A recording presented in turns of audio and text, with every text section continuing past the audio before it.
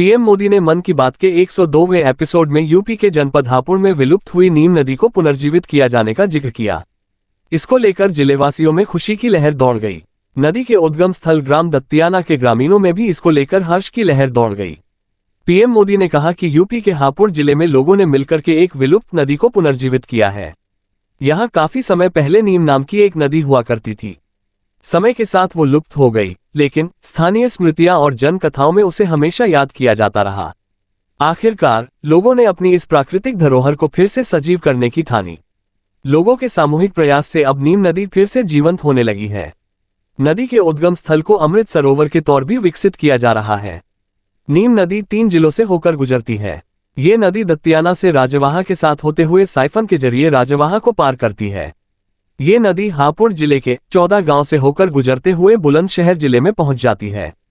हापुड़ में इसकी लंबाई 14.2 किलोमीटर, 134 किलोमीटर बुलंदशहर में और 40 किलोमीटर अलीगढ़ में है। अलीगढ़ में यह नदी काली नदी में जाकर मिलती है।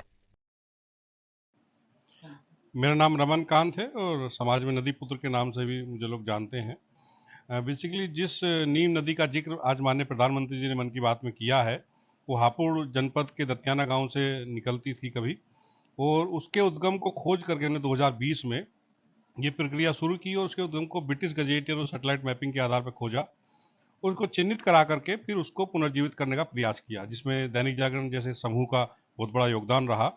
और ये ऐसा प्रयास हुआ है जिसमें कि करीब 100 बीघे जमीन जो जिस पर खेती हो रही थी उसको चिन्हित कराया और वहाँ झील का निर्माण किया।